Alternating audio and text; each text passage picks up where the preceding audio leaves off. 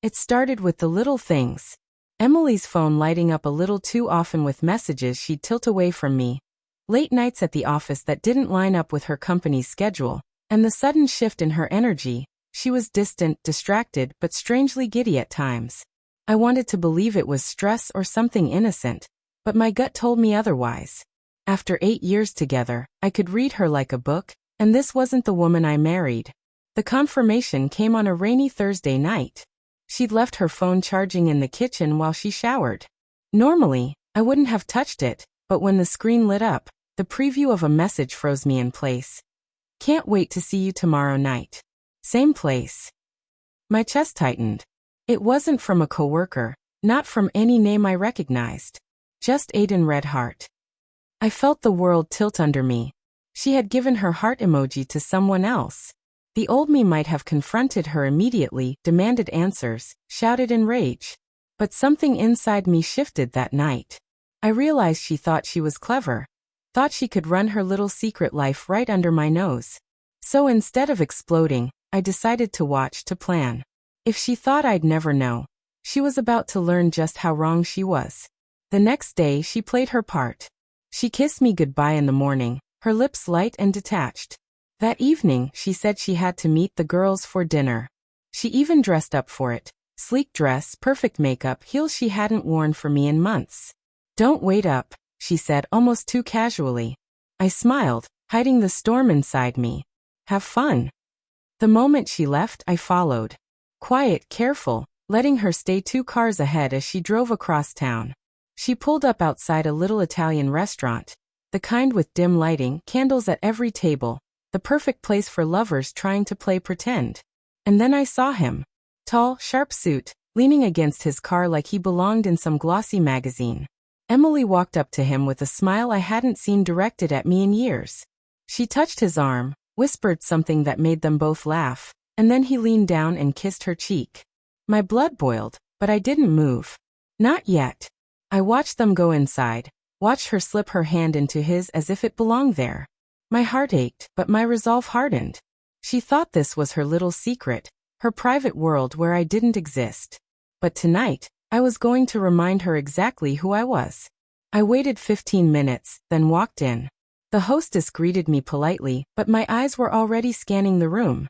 There they were, tucked into a corner table, glasses of wine in hand. Heads leaned close as if no one else in the world mattered. Emily laughed at something he said, her hand brushing his across the table. That was when I moved. I walked straight up, pulled out the empty chair at their table, and sat down. Emily's face drained of color instantly, her eyes wide with shock. Aiden, whoever he was, looked from her to me, confusion written across his face. Mark, Emily stammered. What are you? Don't stop on my account, I said calmly, my eyes never leaving hers. I'd hate to interrupt such a romantic evening. The silence between us was suffocating. Aiden shifted uncomfortably. Emily, you didn't say. Didn't say she was married? I cut in, my tone sharp as a blade. No, I bet she left that part out. Just like she left out all the nights she spent inventing excuses to sneak off and see you. Emily reached out, desperate now. Mark, please let me explain. I leaned back, cold and composed. Explain? You've already explained everything with your actions. The late nights, the lies, the messages. I just wanted to see it for myself. And now I have. Aiden looked like he wanted to vanish. Look, man, I didn't. I held up a hand. Save it. This isn't about you. It's about her. I turned to Emily, my voice steady. You thought I'd never know. You thought you were smarter than me. But here I am, sitting across from you and your little secret. Tears welled in her eyes. I made a mistake. No, I interrupted. A mistake is forgetting an anniversary or saying something you don't mean. This is a choice. A choice you made over and over again. And now, it's a choice that's cost you everything. I stood, pulling a small envelope from my jacket pocket. I'd prepared it the night before, once I saw that message. Inside were copies of the texts I'd screenshotted from her phone, photos of her walking into this very restaurant with Aiden. Proof. I set it on the table. You can keep your date, I said quietly. I'll keep my dignity. Emily gasped, her hand flying to her mouth. Mark, please don't do this.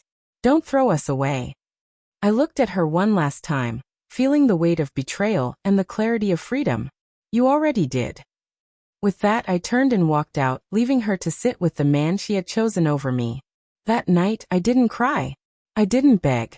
I didn't rage. I poured myself a drink, sat by the window of my apartment, and felt something I hadn't in months. Peace. She thought I'd never know about her secret date. She thought I'd stay blind, compliant, and weak. But I showed up instead, and in doing so, I ended the charade. Sometimes the sweetest revenge isn't shouting, or fighting, or even exposing someone publicly. Sometimes it's just letting them know you see them, fully and completely, and then walking away without a backward glance.